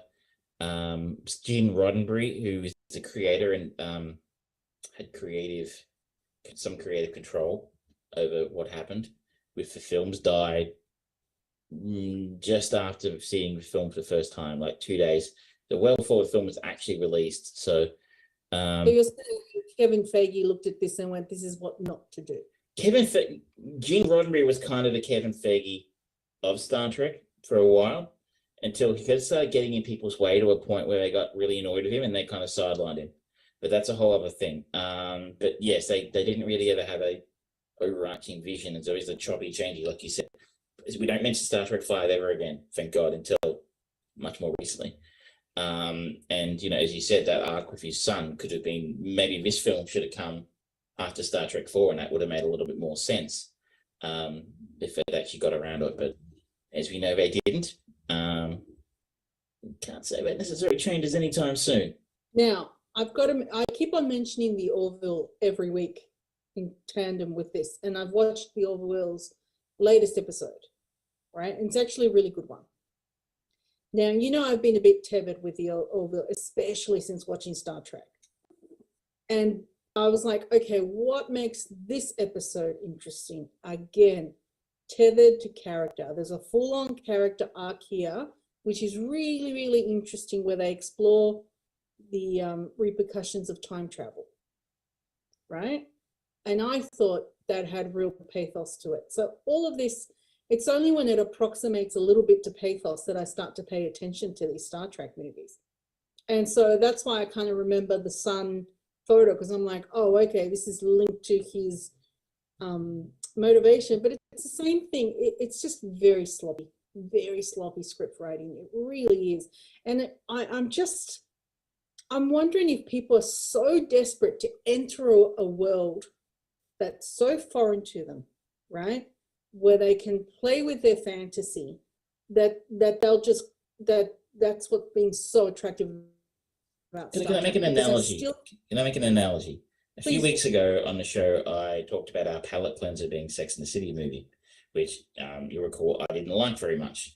And most of the people, it has a 5-ish on IMDb, so even people who saw it apparently didn't love it. But you talk to a lot of people who really enjoyed it. I think you enjoyed it for slightly different reasons, but I think people just enjoyed being back with those characters they loved, because they've spent all those years on a TV show with all of the girls, and being in the same space for a couple of hours 2.5 hours with those characters again was a real treat for them. And I think that was maybe it for the Trek fans, at least in the 80s. And also, I think standards have changed a little bit in this space, special effects as well. But people love these characters. I love these characters when done well. And you spent all these years, in this case, by now, the early 90s, you spent over 25 years with loving these characters and enjoying their stories and the interactions together. Being in the same space as them for 2 hours is but you actually have to actually fall in love with these characters, though. I still can't get to the point of falling in love with them. Well, this is true. Unfortunately, in the space, I get that. I don't think it's done a very good job. So no, I can understand why you haven't. Well, this is exactly the bit with Star Wars. We fall in love with Luke. We fall in love with Leia. We fall in love with Obi-Wan. And now, of course, Disney is just killing it to every single inch of its, and you're like, stop. But anyway, that's a whole other issue. And the same thing, I mean, if you look at the early Sex and the City episodes and you think of the time, they were doing things that wasn't on TV a lot. And it was, if we're going to objectify women, at least let the women have a say about it. Do you know what I mean? And I think Sex and the City did that at the beginning. And so you have an opportunity to fall in love with the characters. I've got nothing here to fall in love with. Because you're coming in, maybe these are you coming in at a different time. This show, the TV show, absolutely did things that no one else did. Like I said previously, the first interracial kiss on network television was Star Trek. The fact that they had African-American characters African-American women working alongside white men as peers. No one was doing that at the time. The fairly philosophical, more philosophical. They didn't always do deep, meaningful, and philosophical storylines. Is Star Trek loved by different cohorts?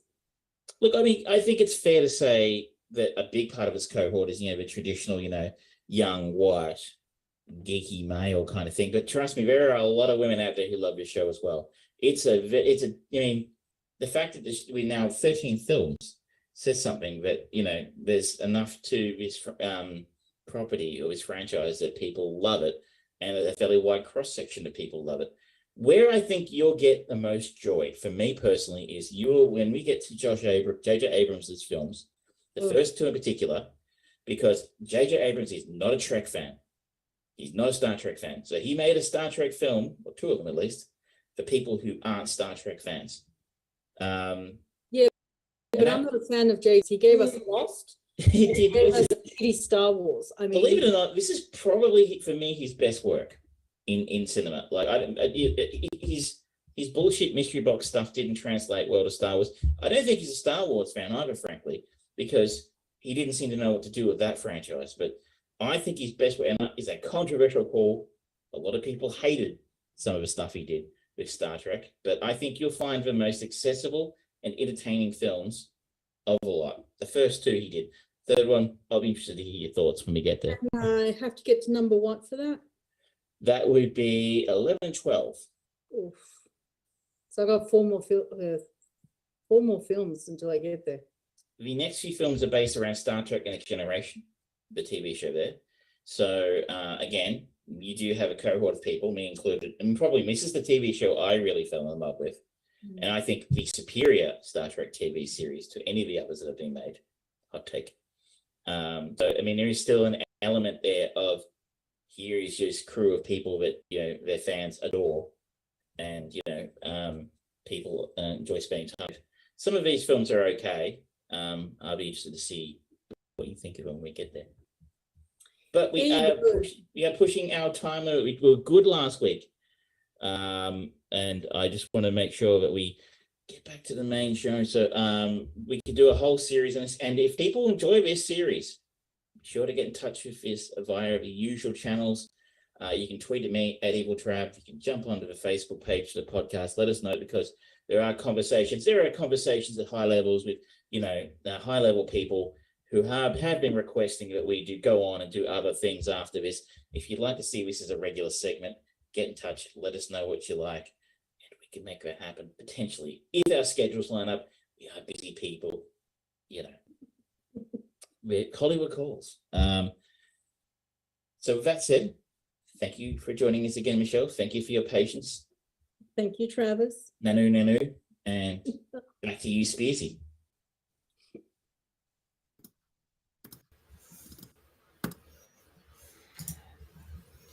Nanu. I approve. She didn't like it. She didn't like 6.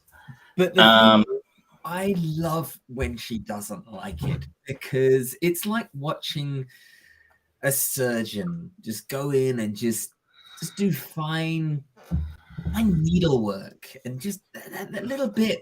She dissects them so wonderfully. She does eviscerate a film very well when she doesn't like it, and you sort of sit there and go, "Oh, you've got a point, actually."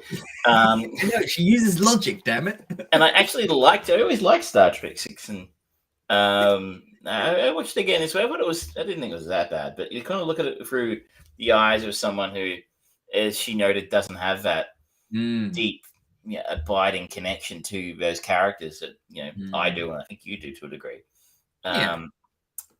You can sort of see through their eyes and go, well, yeah, if you take out the fact that it's bloody Kirk and Spock and you think they're fucking awesome and you grew up loving them, all of a sudden you go, well, yeah, maybe it is a bit dry.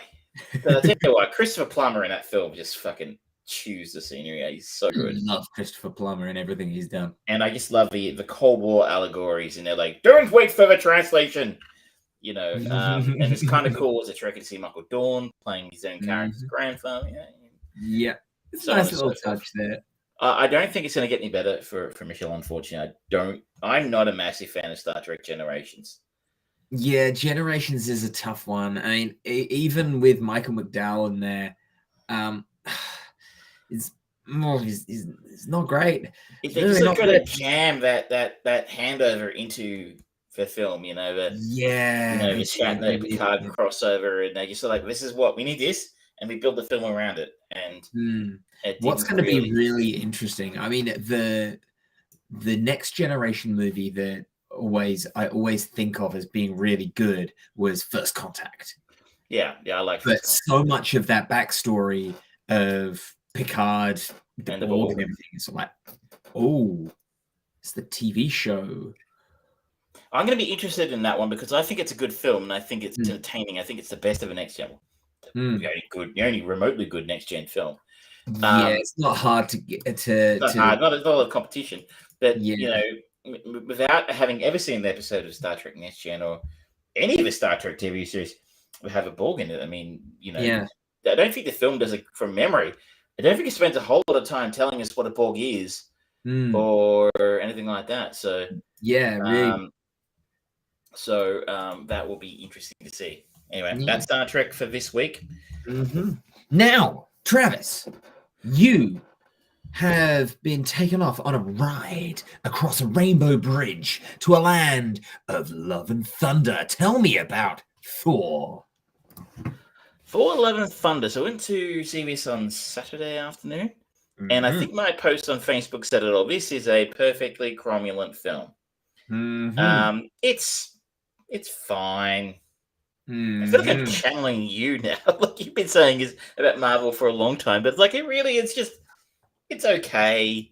I think it's fair to say lightning hasn't struck twice because I thought Ragnarok was spectacularly fun. And it's sort of been our reference point for a long time about, hey, it's a buddy cop film in the Marvel universe, and isn't that genius, right? It's 48 hours meets Thor. Yep. Filtered through Planet Hulk. And Taika Waititi it was perfect for it, and like he was nobody really. Well, not nobody. I mean, he'd done Hunt for the Wilder People, but he wasn't who he is now. Yeah. Now he's an Academy Award winner. He's got a Star Wars series apparently coming his way. But who doesn't at this point? Every man and his dogs had one. The guys from been offered one. I just turned it down. Ryan Johnson had one. It was the guys from Game of Thrones had one. We don't say their names. They have been ostracized. I don't even know who they are, but like they had one and then they got cancelled. I think Ryan Johnson's one got cancelled. Anyway, so the funny story is going around, but apparently he asked Natalie Portman if she wanted to be in a Star Wars film during the filming of this, and didn't realize she'd been in 3 already. But that just says something that maybe Taika avoided the trauma that the rest of us had by not seeing that load of shite that was the prequels. So, Thor enlists the help of Valkyrie, Korg, ex-girlfriend, Jane Foster, to fight Gore, the God Butcher, who intends to make the gods extinct. Excuse me. Hey. This is again directed and written by Taika Waititi, along with written as well with Jennifer Caton Robinson. As I sort of noted, with Chris Hemsworth back as Thor, with Natalie Portman back for the payday, aka playing Jane Foster again. The big addition here is Christian Bale as Gore, the God Butcher. We meet him in the opening scene of the film in a desert where his daughter dies of exposure/thirst, while Gore is begging the gods for help. He encounters shortly after this an oasis in the middle of the desert, which is inhabited by a number of gods who are kicking back, doing god shit. I don't know, ignoring prayers from children with cancer or something, or whatever it is that gods do for kids these days. I don't know, gods. They're just sending out letters with. I'll be trying to get in touch with you about your car's extended warranty. Or just maybe they're behind all this. The joke is even better because the pen ran out before. Thoughts and put. So the gods are really dismissive of him and belittling, and just happens to be a sword lying around it, the Necro sword, which he manages to get a hold of and kills the gods in attendance. You know what? And that is the single biggest killer of anyone, is having your fucking kryptonite right there on the floor. It's just there. You just have a Necro sword hanging around, and you sort of be a shithead to the guy. That's how you get god deaths. And that holding the sword, apparently the sword has powers or something that turns him into Gore, the God Butcher, and his goal is to destroy all gods for revenge for having ignored his prayers to save his daughter. The kicker being that the sword almost infects him, and he becomes weaker every time. The longer he holds onto the sword, we hadn't have a sword. That's basically the source of all his power. Yada yada yada. Okay. Christian Bale, it's one of those things where you see a guy going really hard, going really for in a film that they're way too good for. Like, yeah. they're like a really fucking great performance by a guy just really doing his absolute, at the top of the acting game, surrounded by people doing paint by numbers. And that's this film, because Christian Bale is fucking incredible in it. He's not in it anywhere near enough. Like, Gore the God Butcher could have been their best villain since Thanos, maybe, or at least new villain, not including the Green Goblin from Spider-Man, because we already had him. But they just didn't spend a lot of time with him. He's there. He's an antagonist. He does what needs to be done to get the story moving. But you're like, wow, he's so good in his Christian Bale. He's such a fucking great actor, and he's actually genuinely kind of menacing and cool. And you kind of go a little bit that thing it had with Thanos, where you go, Thanos has a point. But what made Thanos so excellent was the fact he's not just like William Bly, mustache twing, oh, I'm so evil. He's actually got a point, and you're like, he thinks he's coming from a point where he thinks he's in the right. So that's kind of what he had a little bit here, and we just don't see enough of him. Also, that intro was awfully brief. Like, it's 10 minutes. Okay. And I get it. Like, it does enough to tell me who he is and why he wants to do what he does set up his motivation. But it's quick. And I'm always critical of films that go for too long. And this was an hour 58. He could have done with an extra 10 minutes in this one to go, tell me a little bit more about who he is. Yeah. Or at the very least, why he gives a shit about Thor, because it's very, very thin.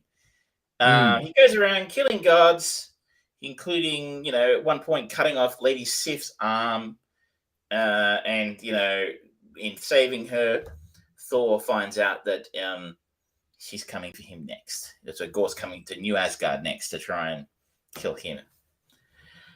Okay. So that's one sort of angle we're going here. The other angle here is that Natalie Portman plays, and shock to no one, she is the mighty Thor in this film. She is actually suffering from cancer, we find out in this film. and visits New Asgard to try and see if their special Asgardian technology can help her cure her cancer. And in visiting New Asgard, finds that she has now been deemed worthy by Mjolnir to wield Mjolnir. It reassembles itself into a full hammer because that's a thing that can happen now. Yes. And she saw that on my camera as well. She becomes the mighty Thor, so she's now a Thor as well, who goes around doing Thor shit in Thor armor and beating the shit out of monsters and stuff like that. So we catch up with Thor hanging out for Guardians of the Galaxy again, which I thought was an interesting element they left the film with at the last time we saw them all together, was at Endgame. And it's over in 5 minutes. They're gone. They're in one scene, and the Guardians are gone. Okay. Which is a smidgen disappointing. I guess it's a lot to expect from a Thor film to have kept the Guardians around when we know we've got another film coming up with James Gunn. But kind of a waste, a lot of talent to basically do nothing with them. So Thor finds out that Jane Foster is now a Thor, and while they're defending New Asgard from shadow monsters that Gore has introduced to try and distract him, and in the process, kidnaps all the children of Asgard. So it's interesting you were talking about Sea Beast earlier, how it was very kiddie-friendly. I found parts of this quite I don't have kids. I'm not a kid, but I'm like, some of this would be a bit scary for kids, I reckon.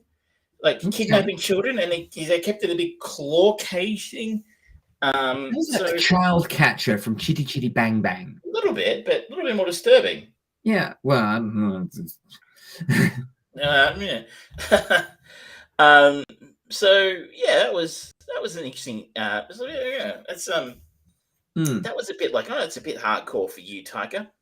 Then the story sort of meanders on. They go to a god planet where all the gods hang out to try and raise an army to go and fight Gore to get the children of New Asgard back.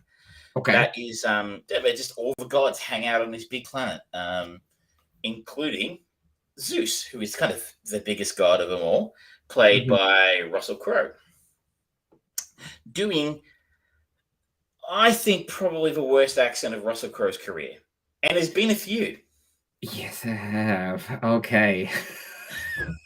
And it's interesting. Apparently, I read today that they filmed his scenes twice, doing two accents. The accent that's in the film and a British accent.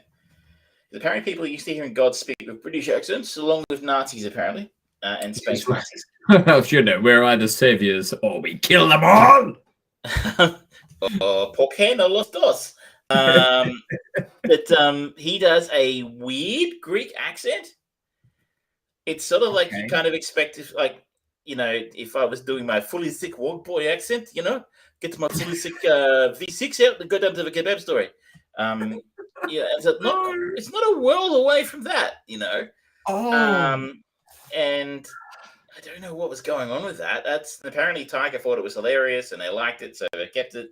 There's also stuff I've seen around going, are you still allowed to do accents as a joke? And apparently that's faux pas now. You can't do accents as comedy now. Which I guess I kind of knew that because we're so sensitive about these things now. Who are we not allowed? Is it still? I still think that the day that the British can't do a Nazi or a German accent when they're portraying someone from the Gestapo, that is the dark day. Or a French accent, like an outrageous French accent. I shall taunt you once more. She's at you, sir. Your father was a hamster and your mother spelled elderberries. Anyway. It's not a good accent. I found myself pulled right out of a film by it. I'm like, I know you're doing it for laughs, but it's a bit shit. Yeah. And that kind of the third act of the film is all a bit shit. So they don't get any gods to come help them. They end up, going to fight Gore just to, Natalie Portman, so Jane, Thor, and Valkyrie, and Korg. Korg's in it way too much. Yeah, Korg was really kind of amusing in Ragnarok. He's in very small doses. This time, it's just too much of a good thing. He's like he's comic relief, right? That's what Korg is. He's not leading casts, you know. And so his material wasn't as good this time either. And you know, yada yada. But now this time, if we get to the center of the universe to stop the thing that does the thing that opens the MacGuffin that will, you know, kill the universe and rinse and repeat. You've kind of, though it's eternity. Eternity is the MacGuffin. They go to the center of the universe to. There's apparently Stormbreaker now is a thing that will open the door to eternity, which is like a genie or something. I don't know.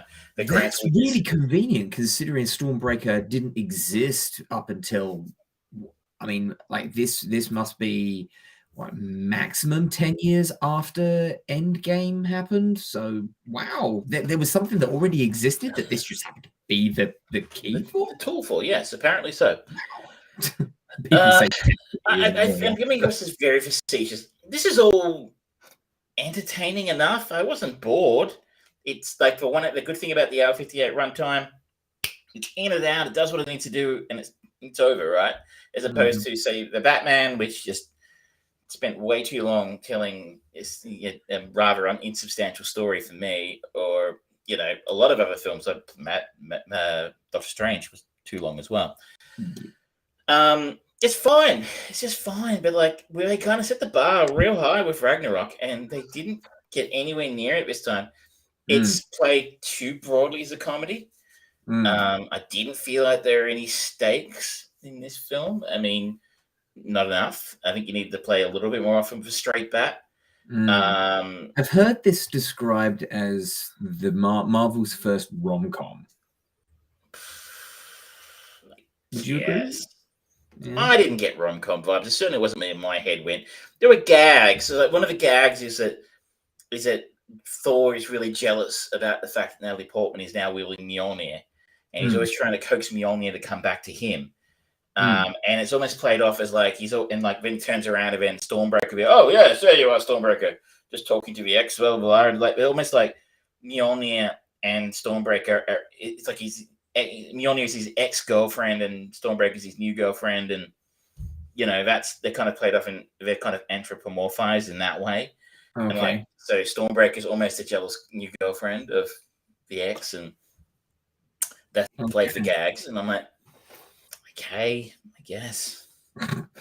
I just, you know, like I said, I come back to it again. Like Christian Bale was great in this. The rest of them, like I said, they really seem to be going through the motions. It wasn't terrible.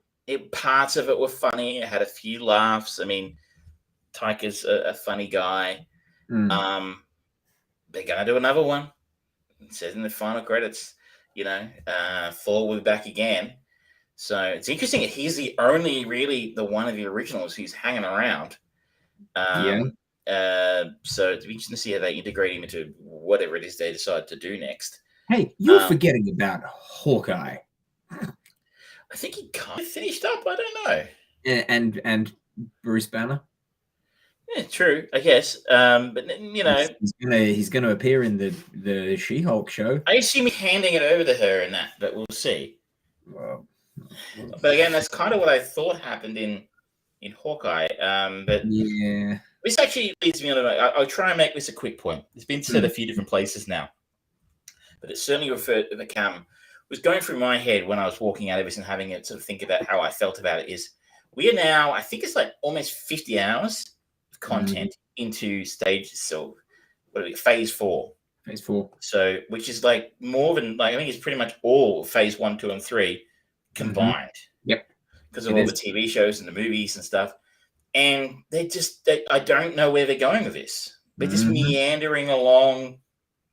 This is almost a standalone. This is very much a standalone film.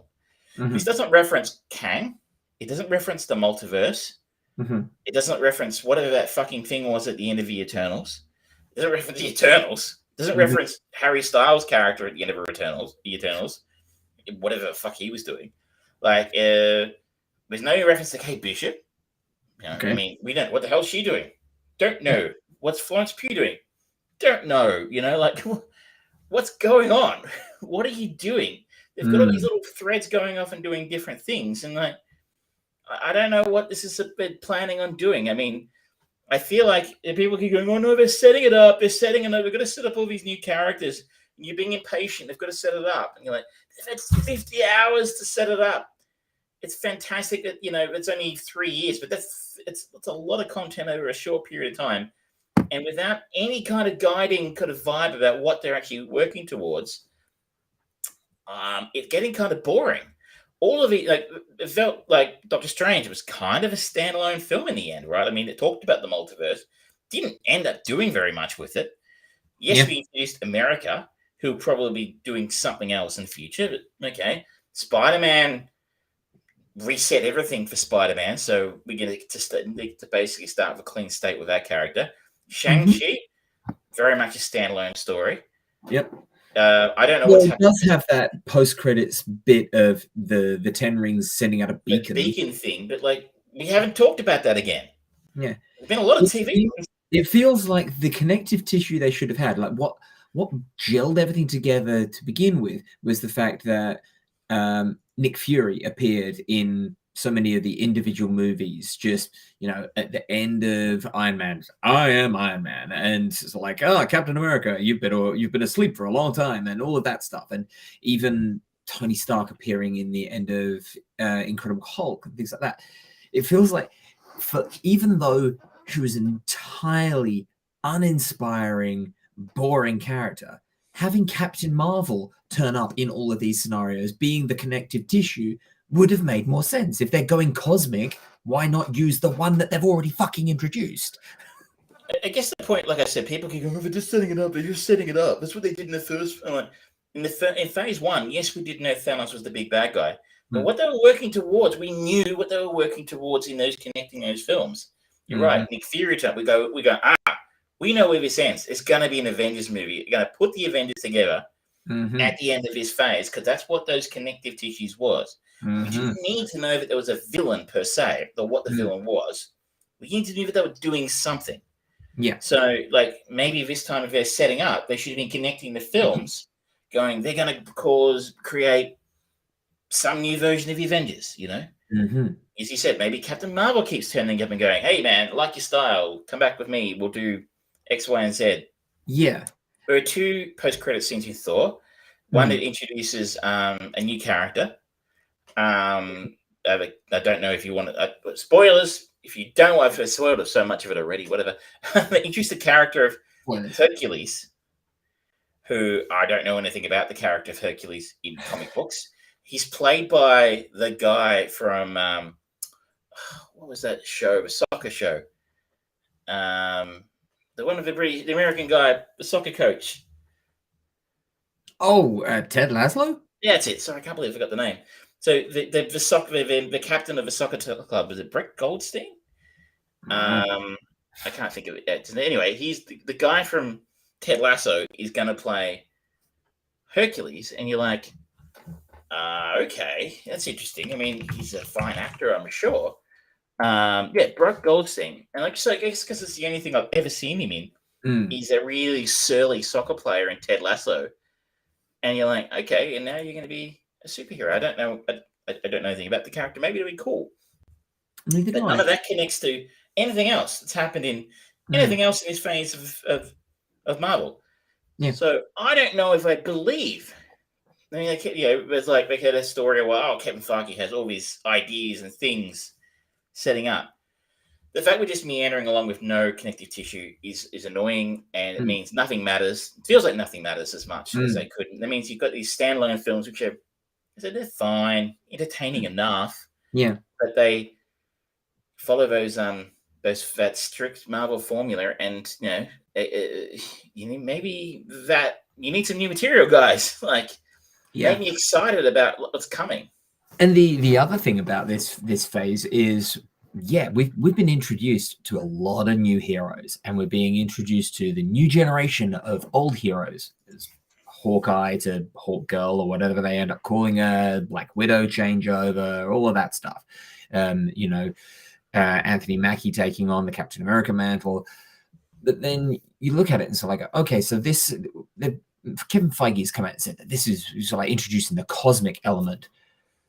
How are those characters going to do anything in the cosmic universe when all that we've seen, every single time we've seen Hawkeye in a movie or a TV show, he's made a joke of, but also been genuinely serious and been the audience saying, well, what am I going to do? I shoot a bow and arrow.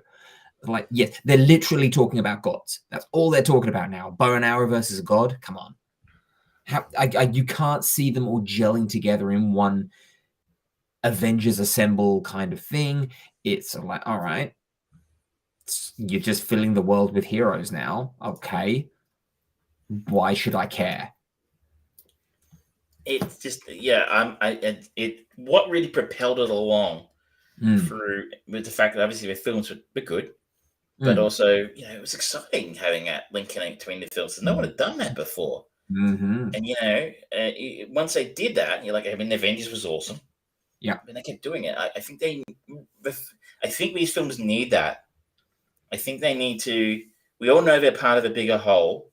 Mm-hmm. And we need to have an idea about what that whole is. And when you keep throwing shit at the wall you have been so far, making it super hard to tie those loose ends up.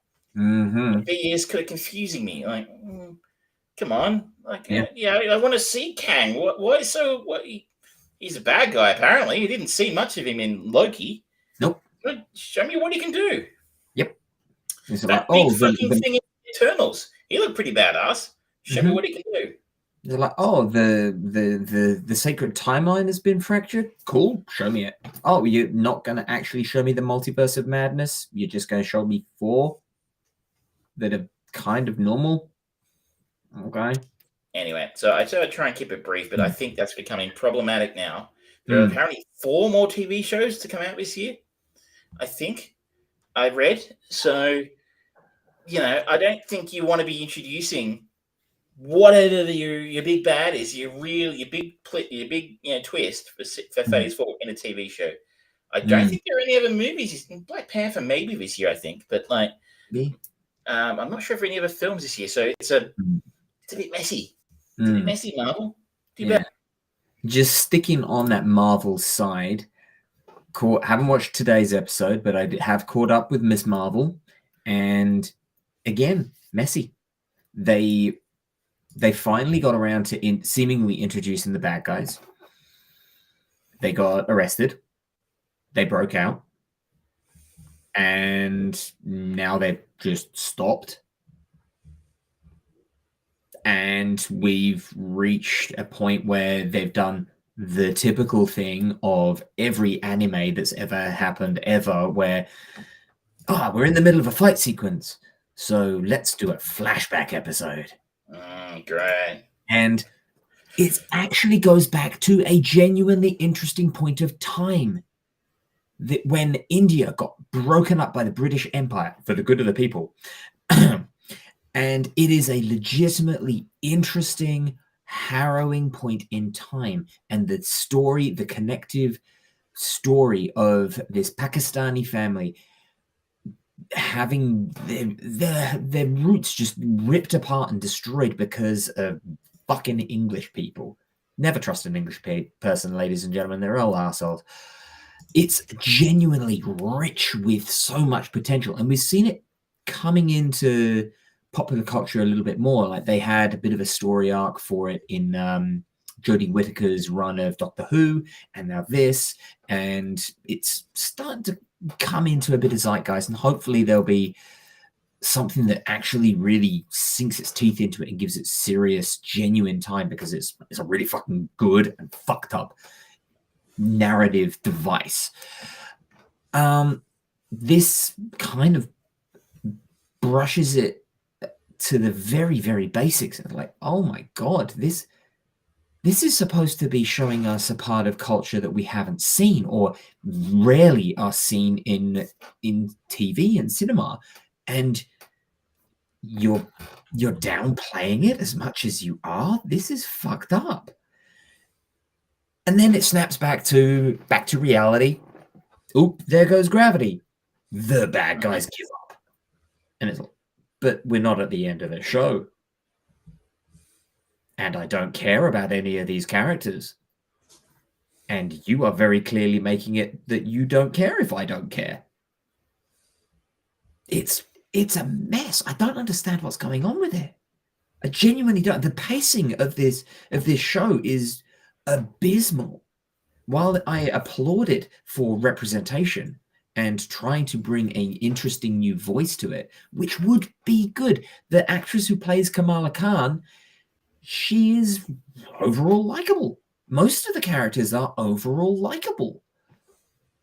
But the story that they're telling, I don't give a fuck about. Because it's not telling me a story. There's no stakes. There's no risk or anything. It's not even the sort of thing where they're trying to do so like, oh, young lovers spurned, or so like, oh, it's so hard growing up as a young Pakistani girl in New Jersey. It's like, not really. I mean, there's a little bit of school problems, but they're not really the highlight. They're not making it particularly the focal point or anything like that. So, all right, I don't care about that. Show me the villains. Oh, you're not going to show me villains for 3 episodes? Oh, okay. Sure. It's a mess. It's a wandering mess. Should we crack on and talk about a good superhero TV show? Yes. Let us talk about The Boys. Let's try and keep it nitro. We're pushing time here, but I got to finish season 3. I don't think it's as good as season 2, but it's still pretty fucking good. It's still that, and probably the best live action superhero TV show going around at the moment, and they just take chances. Yeah, they just do stuff. This is where I think maybe Marvel could learn some lessons. Is that you play it safe for a really long time, and you get a lot of money with that. And I guess they still are. Like Thor had a huge opening this weekend, so I guess they're probably good. But like when the good times run out, I think they're going to need to take some chances, because that's what The Boys does here. Yeah, I felt like it lent more into its characters this time, rather than just goring people out. There was a couple of moments we talked about the last time we talked about The Boys, especially early on in the season, where some pretty gruesome things happen. Yeah. But I think as the season goes on, it becomes more about character than it does about those gross out, shocking moments. There are still a couple of them there. The only thing I would say that I didn't like about it, so slight spoiler here for people who haven't watched it, so I'm going to spoilers. In the last couple of episodes, we catch up again with Noir. So halfway through the season, Noir pulls his tracker out of his arm, in a great scene, actually. Yeah. And hands it to someone in the elevator and disappears because Soldier Boy's after him. So Soldier Boy, having been thought out, a la Captain America, beautifully, by the Boys, is now being utilized by them to try and kill Homelander. Noir, having formerly been a member of his team, who actually caused Soldier Boy to be captured and frozen, knows he's going to come after him, so he goes into hiding. We catch up with him later in the season when he's in hiding, and there's this whole sequence of him being in like a old Chuck E. Cheese restaurant or a school or something. Yeah. And there's all these animated characters that are on the walls of his school come to life and have conversations with him, and like, oh, we're your best friends. We got you through everything. We'll get you through this one. You've got to go and confront Soldier Boy.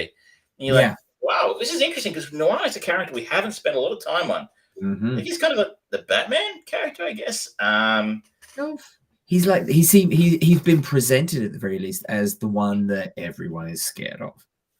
He's kind of it indicated he's kind of a badass, but he doesn't speak, so I guess that's probably why we haven't spent a lot of time with him, and maybe his characters were built or inserted into the story to give him a voice or tell us a little bit about him. And like, oh, this is really interesting stuff. This is actually a really interesting introduction to his character in a way we haven't done a lot with, other than stand around and look like a badass. And then in the next episode, they just kill him. Which, I mean, I guess kind of had to happen. I'm not overly surprised from a story perspective, because Homelander is kind of losing his shit and killing everyone.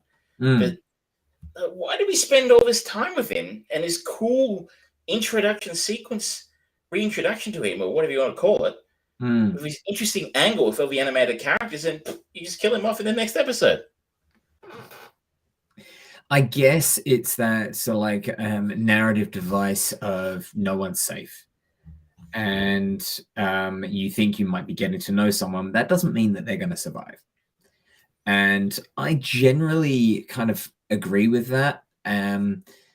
But it's disappointing because it was really good character work on a narrative level. And for me, the bit that grated me was the revelation of Soldier Boy being Homelander's dad. I thought, yeah, okay. And they played with it a little bit in the story of it, but they didn't go quite where I was expecting them to. And it seems to have kind of been brushed under the side, and Homelander's still just doing his thing. And the revelations of that and the fallout of it all, and the way that the Homelander versus Soldier Boy versus Butcher fight rolled out. So I'm like, yeah, I saw that coming, which generally I've not been able to say about the boys.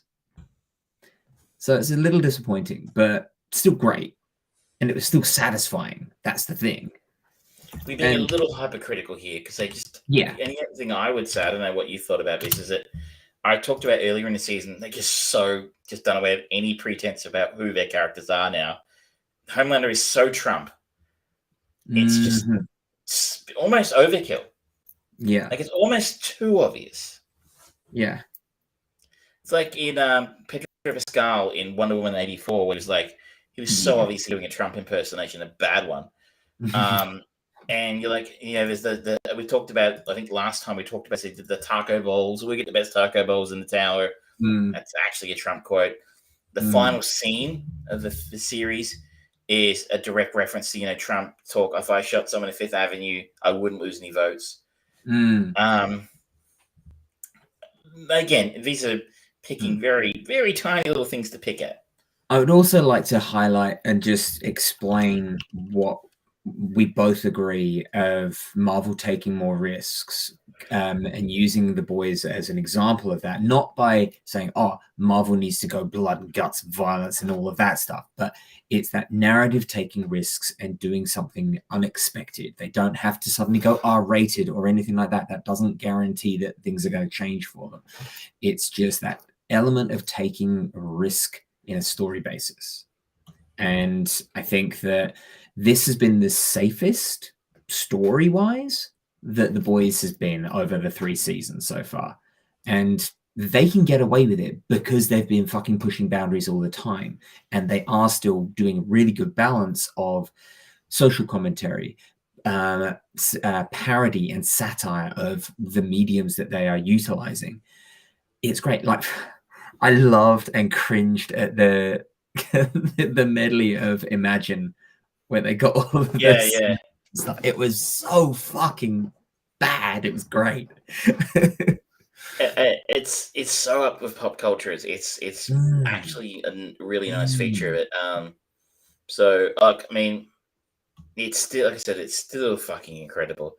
I think it almost kind of in some ways reminds me of Breaking Bad.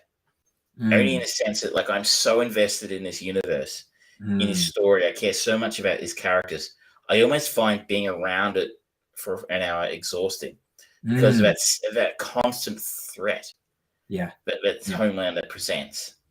Yeah, 100%, 100%. Shall we quickly just talk a little bit about the terminal list? Sure. So I sort of leave this to the last one because, in a way, this might be my highlight of the week. Other than The Boys, which is great. The Terminal List is the new TV limited series, I guess you'd call it, calling it a TV series, limited series. There are 8 episodes, and it's on Amazon Prime. And this stars, as you said, Chris Pratt. And I was very reluctant about this to begin with because I look at the poster, right? The poster looks like crap. The trailer looks like crap. It looks like, it instantly gives me vibes of a Tomorrow War from last year or was it this year? I can't even remember. That was fucking terrible movie. Terrible movie. And whoever financed that was so lucky that Prime got suckered into buying it. And Chris Pratt, the lust has gone off Chris Pratt a little bit. Jurassic World Dominion apparently sucked. I haven't seen any of the new Jurassic Park films. I don't need to. They don't interest me. But Michelle, you need to do the Jurassic Park movies for Travis. I like the originals. I like the original. They haven't made a good one since 1993. So it's been 30 years, but they keep trying. And of course, there's all that fuss about, I guess, him being a member of a particularly controversial religious group, which I haven't really gone down a rabbit hole enough to have an opinion on. But this is the thing. This show is actually really fucking good. Like, really, really good. Like, I thought I was... episode, but yeah. Sorry? I've only watched the first episode so far, but I agree with you.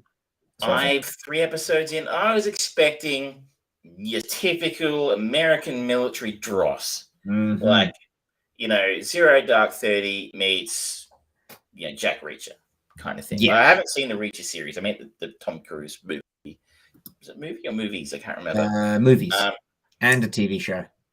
I haven't seen the TV show, but so the plot of a former Navy SEAL officer investigates why his entire platoon was ambushed during a high-stakes covert mission. You kind of read that and you kind of expect it to be your usual, typical American military, traitors and conspiracy twaddle. Shadowy people having meetings in car parks and stuff like that. To a degree, that's there. But every time you think this film's going to pivot left, it pivots right. Yeah. The only real, the first 10, 15 minutes is a SEAL team has a raid in Syria on the compound where they think a high-value terrorist target is hiding out. The platoon, the synopsis said, was ambushed. There are only 2 survivors initially, Chris Pratt and one other person who dies via suicide shortly afterwards. Chris Pratt gets a pretty nasty concussion in the process. And what's really cool is there's a lot of really funny stuff going on in the film. And you're not really sure. And Chris Pratt, for example, is a post-action interview with, people. You do post-action interviews. That's all you need to know. If a JAG Corps, I don't even know who these people are, officials who are like interviewing about what really happened because, who did what? This person, there's an explosion that went off. Was that was that your local contact or was that a member of your team? And they play a bunch of audio back to Chris Pratt and Chris Pratt's like, I didn't say that. None of that stuff. I never said any of that. And you're like, what the show does really nicely is like, did he say that? Yeah. And is he just fucked in the head? Yeah. Because, the show is really playing up that like he got a really nasty knock in the head and maybe he's not well in the head. So is this all happening in his head or is there some massive conspiracy going on? Like he thinks there is.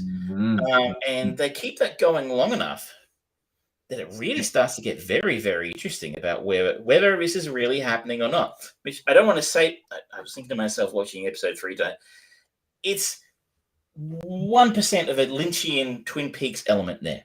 A tiny little bit of it. There's a mystery there, right? And you're like, okay, this mystery is actually kind of interesting. It's kind of actually well done.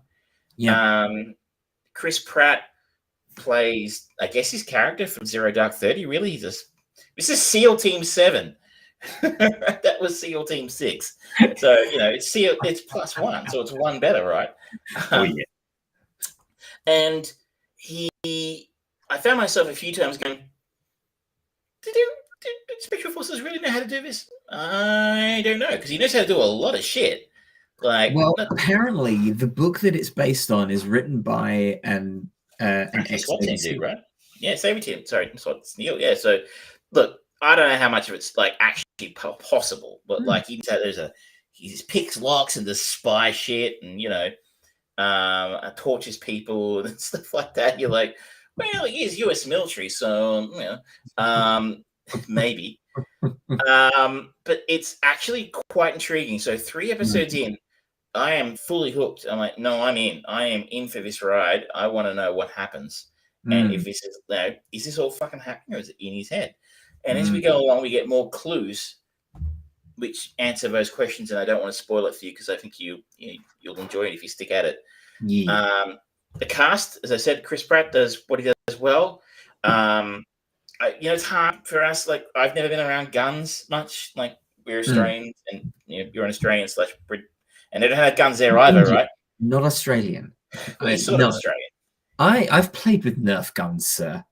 Well, I'm sure that's a very legitimate experience. But like, there's like gunplay in this. There's lots of gunplay in this, and lots of that kind of thing. You're like, just kind of feels really genuine.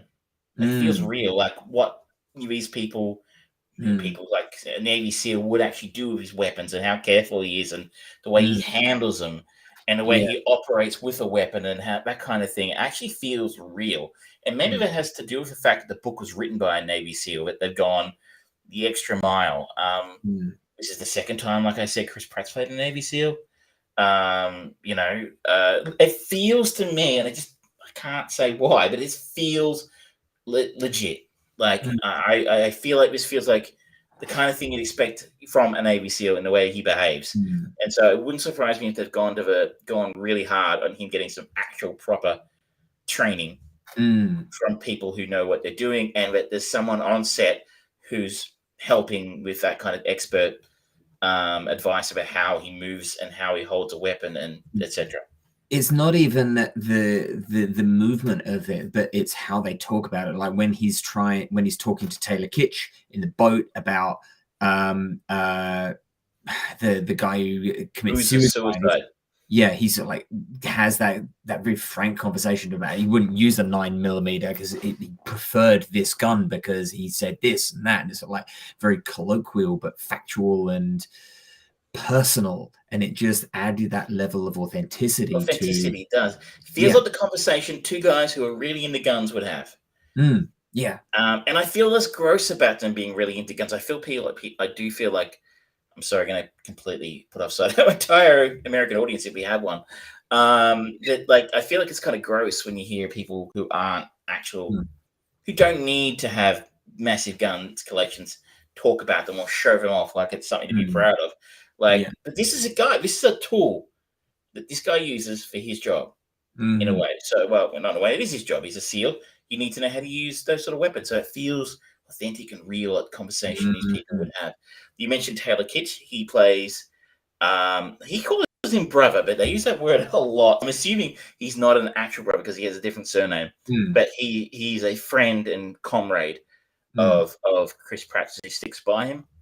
Ryder Keough plays his wife Lauren. The name may not sound that familiar, but you'll sort of probably know her name, her face, because I've seen her in stuff, including Mad Max Fury Road. The other big names here are Constance Wu, who plays journalist Katie Baranek, who's kind of working alongside Chris Pratt's James Reese to try and uncover what's going on. Constance Wu, probably best known for her role in Crazy Rich Asians as Rachel. This is a very, very, very different role to that one. And she's doing really well. Like, she's just played a fairly standard love interest rom-com character in that film. We talked about it a little while ago. But she's kind of playing a hard-edged, hard-nosed, cynical journalist really nicely here. Doing really well. And the other face you'll recognize in here is Jean Tripplehorn. Plays Secretary Harley, who is a politician whose role was a little murky in this whole process. She flips in and out of a story. Apparently, Jai Courtney's in the film in a couple episodes as well, because Jai needs work, I suppose. He got killed in the first 5 minutes of Suicide Squad. No, look, he needed more time in that film. It looks amazing. It feels I've sank real money into this. It looks good. The acting is good. The quality of performers they've got is a really talented, solid actors they've got in it, doing really good work. So they've got great source material. They've sank the kind of resources it required into it to make it look good. I've been really, really pleasantly surprised. Yeah. I look forward to watching some more of that now that we've got the epic of Mutiny on the Balcony out their way. Thank God for that. That's all I got to say about that. Yeah, on that note, ladies and gentlemen, we're going to bring this episode to a close. Sorry that it's started late and finished late, but sometimes you can't control everything, and I just sit behind a horse's ass and just go, the light is green! You got a long drive home. If you only knew how long his drive was. 2 hours every day. That's exactly what I want. Yeah. That next week, we are going to talk about the Guns of Navarone and a host of other bits and pieces. Next week won't be next week. This will be the week after. Unfortunately, you can't miss this next week. I'm moving house in the middle of the week next week, and I can't predict where I'll be, whether there'll be internet, will there be power, will I have all my bits, will it be lost? Don't know. So, unfortunately, you'll have to wait until the week after at least. Yes. But when we do come back, it will be the Guns of Navarone. We will have Star Trek Generations. We will have a whole host of new bits and pieces to talk about. I'm interested. Next week, I think there's a new film popping up on Netflix, I think, called The Grey Man, starring Chris Evans. It's the new Russo brothers film. Anna de Armas, Ryan Gosling as well. I'm pretty sure Chris Evans is in it, though. Either way, it's getting a bit of buzz around the place. So that's next Friday, I think.